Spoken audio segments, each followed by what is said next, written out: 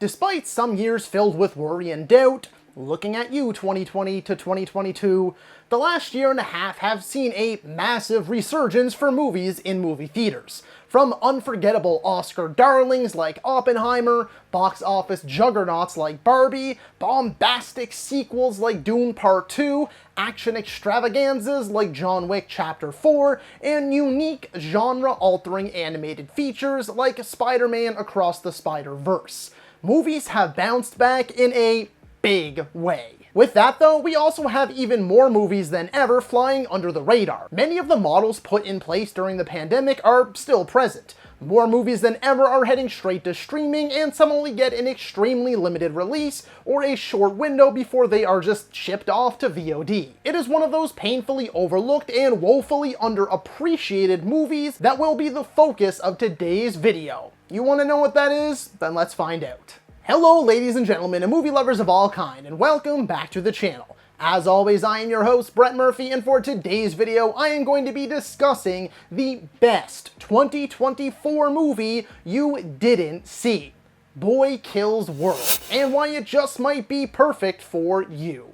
Before I hop into the actual video itself, I just wanted to let you all know that I have carefully curated playlists for every type of video I do, be it video essays like this one, ranking videos, top 10s, versus videos, and so much more. There is a playlist for all, so I encourage you to explore the channel, and I guarantee you'll find something you like. And so without further ado, let's hop right into things.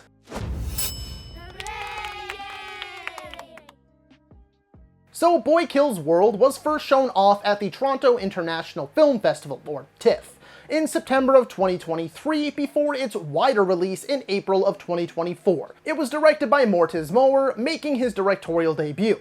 The movie was also written by Mortiz, along with help from Tyler Burton-Smith and Aaron Remmers. It stars Bill Skarsgard, Jessica Roth, Michelle Dockery, Brett Gelman, Yayan Ryan, Andrew Koji, Isaiah Mustafa, Quinn Copeland, Famke Jensen, and Charlotte Copley. The story follows Boy, a deaf man who, after witnessing the murder of his family at a young age, is trained by a mysterious shaman to become an instrument of death in order to seek his revenge. What follows is a bloody tale of vengeance set in a dystopian future. However, it's not quite as serious as it sounds. In fact, it's really not that serious at all, which I'll get into in just a moment. The next section will not feature any spoilers. If a couple somehow slip past me though, you can rest assured that they're only extremely minor ones. So, why do I love this movie? Why do I keep running all over the town recommending it to every person I see? Why am I proclaiming, taking the time to write, record, edit, and upload a video that Boy Kills World is the best 2024 movie you didn't see? Well, what first got me interested were the early reviews and reactions that came out from TIFF.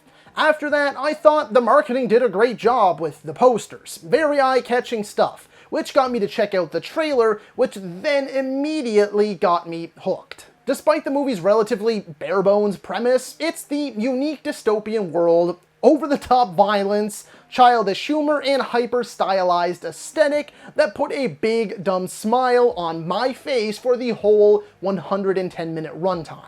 You'll know very early on if this movie is for you or not. The humor is present throughout the whole thing, and one of the first things you hear is the voice inside Skarsgard's head that sounds like a retro fighting game announcer, because he is. I can't remember what I sounded like back then. Super Dragon Punch Force 2.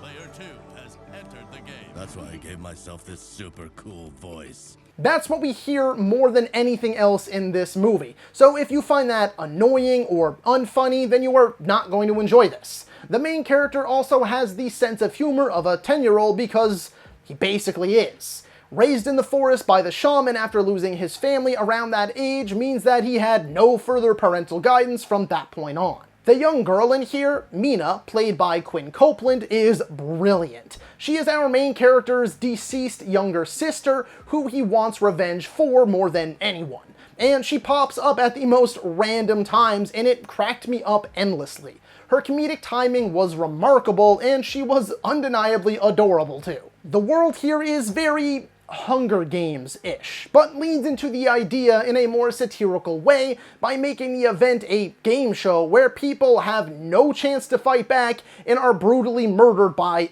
like, actual mascots, like sports game mascots. I personally found the supporting cast to be stellar, too. Though Famke Janssen was supposed to be the main villain, I thought she was underutilized, as she is barely in the movie, but the rest of them were fantastic.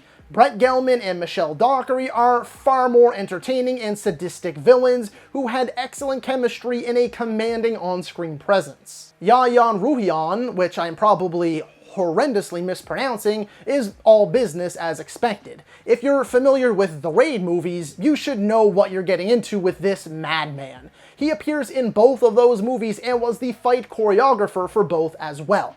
Yeah, those insane fight sequences from those movies, some of the best in the industry, came from him. Andrew Koji and Isaiah Mustafa are awesome too.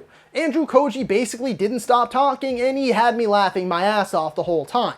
He brings a whole new level of energy to the movie that I greatly appreciated. Isaiah, well, I don't want to spoil much for you, so all I'll say is that he doesn't necessarily say much. But him being in the movie worked to the movie's advantage, too. Just trust me. Charlton Copley is always a welcome addition, but he's not in it a ton. When he is, though, he naturally steals the scene. The last one, though, is Jessica Roth, who I also could have used more of. However, when she is in it, it's definitely improved. Her career has been a bit of an enigma to me, because I honestly love the two Happy Death Day movies, and I genuinely thought her career was going to skyrocket after those, but instead it feels like it's been the opposite, and I hardly ever see her in anything.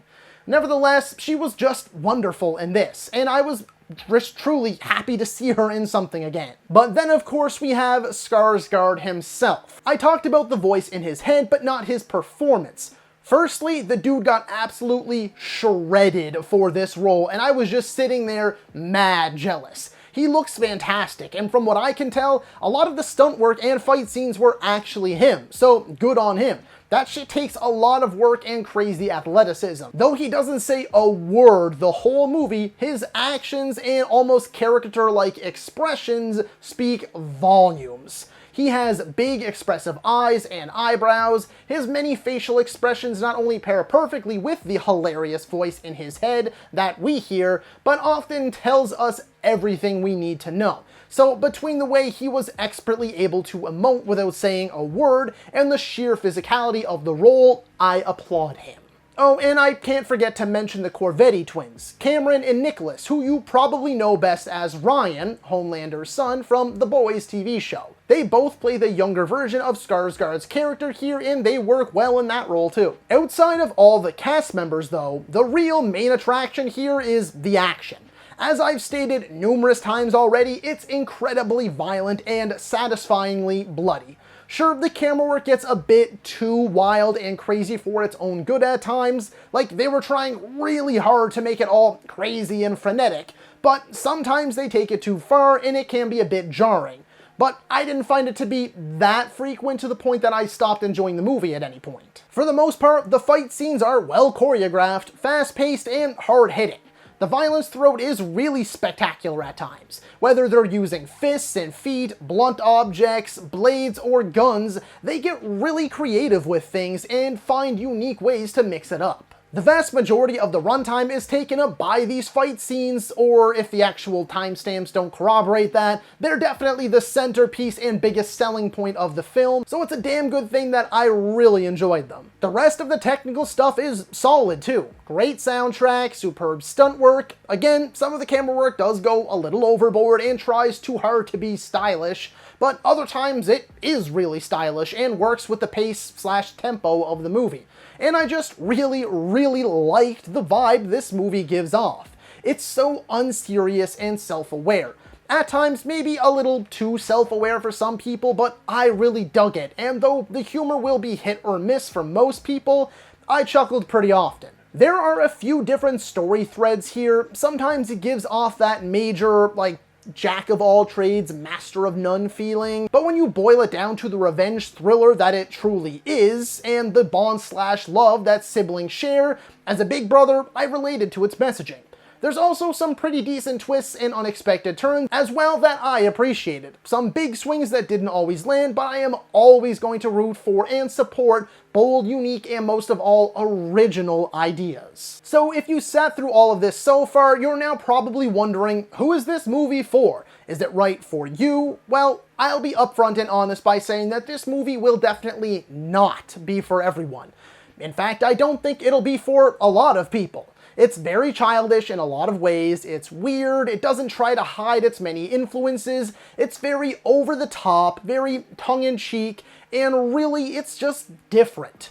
I've seen a lot of people complaining about the over-editing and sporadic camera movements. I've seen some people complaining that it has too many plot threads and tries to be too many things at once. A lot of people found it painfully unfunny. I mean, just take a quick scan of the review scores across IMDb, Rotten Tomatoes, Metacritic, Letterboxd, and you'll see what I mean. This movie is not super well reviewed. Though, not bad, just not like overwhelmingly positive or anything. Just very middle of the road. But for me, this is exactly what I wanted it to be, and what I was expecting it to be.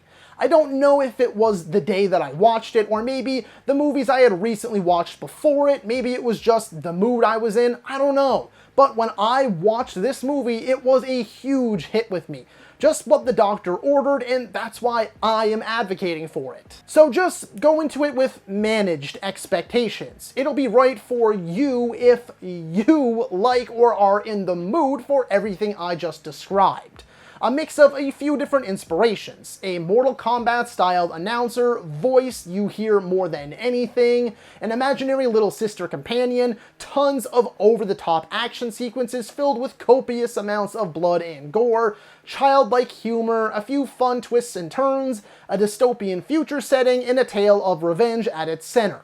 It's a lot, but if you think it's a good fit for you, then I'm sure it is, and I'm sure you'll have a great time with it like I did. Alrighty folks, let's try and wrap this up a little bit here. Essentially, Boy Kills World is a mix of The Hunger Games, John Wick, retro arcade fighting games, and your favorite 80s and 90s Saturday morning cartoons. It is not meant to be taken seriously in any way, shape, or form. There are no deeper or hidden meanings. The movie is fully aware of what it is and plays to its strengths. You are not meant to dig for subtext or analyze every frame or study it to break it down in film class. It's primarily meant for you to grab some snacks, kick your feet up, and be giddy over some goofy, over-stylized, uber-violent action sequences. If that sounds like it's right for you, then it probably is. If that sounds like the last thing you would want to spend 110 minutes watching, then don't. It's as simple as that, because this definitely isn't a movie for everyone. I'm not shocked in the slightest that mainstream audiences didn't take to it. But this video was meant to shine the spotlight on a movie I feel is flying under a lot of people's radars.